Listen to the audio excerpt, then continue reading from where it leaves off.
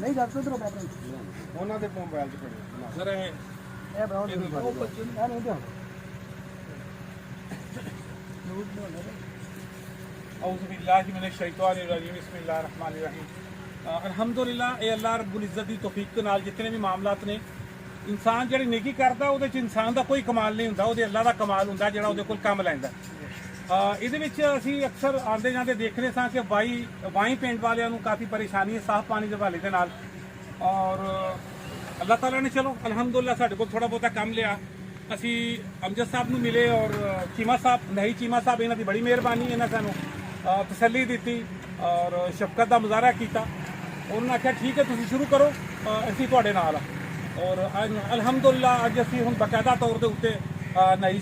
ਚੀਮਾ ਸਾਹਿਬ ਸਾਡੇ ਕੋਲ ਖੜੇ ਨੇ ਬਕਾਇਦਾ ਤੌਰ ਤੇ ਦਾ ਅਸੀਂ ਸੰਗੇ ਬੁਨਿਆਦ ਰੱਖ ਦਿੱਤਾ ਇਫਤਤਾਹ ਕਰ ਦਿੱਤਾ ਬੋਰ ਦੇ ਹਵਾਲੇ ਦੇ ਨਾਲ ਇਹ ਇਨਸ਼ਾਅੱਲਾ ਬਿਲਕੁਲ ਨਹਿਰ ਦੇ ਕਰੀਬ ਹੈ ਅਸੀਂ ਇੱਥੋਂ ਪਾਈਪਲਾਈਨ ਇੱਥੇ ਬੋਰ ਕਰਾਂਗੇ ਔਰ ਇੱਥੋਂ ਪਾਈਪਲਾਈਨ ਲੈ ਕੇ ਸਿੱਧੀ ਬਾਈ ਪਿੰਡ ਇਨਸ਼ਾਅੱਲਾ ਅਸੀਂ ਜਾਵਾਂਗੇ ਔਰ ਉੱਥੇ ਜਾ ਕੇ ਫਿਰ ਅੱਗੇ ਫਿਲਟਰ ਪਲਾਂਟ ਲੱਗੇਗਾ ਲੋਕਾਂ ਨੂੰ ਅੱਛੇ ਤੋਂ ਅੱਛਾ ਪਾਣੀ ਜਿਹੜਾ ਨਾ ਉਹ ਮਿਲੇਗਾ ਇਹ ਅੱਲਾਹ ਤਾਲਾ ਦੀ ਬੜੀ ਨਿਹਮਤ ਹੈ ਔਰ ਇਨਸ਼ਾਅੱਲਾ ਮੈਨੂੰ ਉਮੀਦ ਹੈ ਇਹਦੇ ਬਦਲੇ ਅੱਲਾਹ ਤਾਲਾ ਸਾਨੂੰ ਇਹਦਾ ਅਜਰ ਵੀ ਦੇਗਾ ਔਰ ਸਾਡੇ ਗੁਨਾਹ ਵੀ ਮਾਫ ਕਰੇਗਾ ਜੀ ਨਹੀਂ ਚੀਮਾ ਸਾਹਿਬ ਜਰਾ ਤੁਸੀਂ ਵੀ ਦੌਰ ਸਾਹਿਬ ਆਪਕੋ ਬਿਸਮਿल्लाहिर्रहमानिर्रहीम ਅੱਲਾਹ ਦਾ ਬੜਾ ਇਹਸਾਨ ਹੋਇਆ ਸਾਡੇ ਤੇ ਕਿ ਅਸੀਂ 6 ਮਹੀਨੇ ਸਾਲ ਤੋਂ ਬੜਾ ਨਾ ਸੰਜੀਦਗੀ ਨਾਲ ਸੋਚ ਰਹੇ ਹਾਂ ਕਿ ਯਾਰ ਸਾਡੇ ਪਿੰਡ ਪਾਣੀ ਦਾ ਬੜਾ ਜਿਹਾ ਮਸਲਾ ਹੈ ਉਹ ਇਹ ਅੱਲਾਹ ਨੇ ਨਾ ਫਰਿਸ਼ਤਿਆਂ ਦੀ ਸ਼ਕਲ ਸਾਡੇ ਕੋਲ ਭੇਜ ਦਿੱਤੇ ਨੇ ਅਮਜਦ ਸਾਹਿਬ ਨਾਲ ਰਾਬਤਾ ਹੋਇਆ ਫਿਰ ਸ਼ਫਾਕ ਚੀਮਾ ਸਾਹਿਬ ਨਾਲ ਰਾਬਤਾ ਹੋਇਆ ਇਹਨਾਂ ਦਾ ਉਹ ਸਾਡੀ ਇਹਨਾਂ ਦੀ ਮੁਲਾਕਾਤ ਹੋ ਗਈ ਹੈ ਉਹ ਇਹਨਾਂ ਕਿਹਾ ਕਿ ਇਨਸ਼ਾਅੱਲਾ ਪਾਣੀ ਬਿਲਕੁਲ ਜਿਹੜਾ ਸਾਫ਼ ਸੁਥਰਾ ਪਾਣੀ ਤੁਹਾਨੂੰ ਪਿੰਡ ਦਿਆਂਗੇ ਹਾਂਜੀ ਵਡਾਈ ਸਾਹਿਬ ਬਹੁਤ ਜ਼ਿਆਦਾ ਅਜਰ ਅਜ਼ੀਮ ਅਤਾ ਫਰਮਾਇਆ ਤਾਂ ਦੁਆ ਕਰਦੇ ਨੇ ਭਾਰੀ ਅੱਲਾਹ ਸਾਨੂੰ ਸਾਰਿਆਂ ਨੂੰ ਨੇਕੀ ਦੇ ਕੰਮਾਂ 'ਚ ਵੱਧ ਚੜ੍ਹ ਕੇ ਹਿੱਸਾ ਲੈਣ ਦੀ ਤੌਫੀਕ ਵਿੱਚ ਆਪਣੇ ਆਪ ਨੂੰ ਬਾਹਰ ਯਾਦ ਕਰ ਲਈਦਾ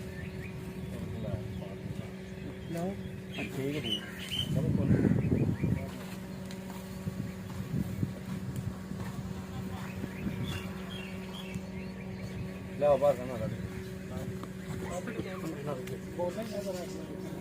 ਜੀ ਮੈਨੂੰ ਤੁਸੀਂ ਜ਼ਰਾ ਬੋਲਦਾ ਅਸੀਂ ਅਲ ਫਜਰ ਫਾਊਂਡੇਸ਼ਨ ਦੇ ਬੜੇ ਮਸ਼ਹੂਰ ਹਾਂ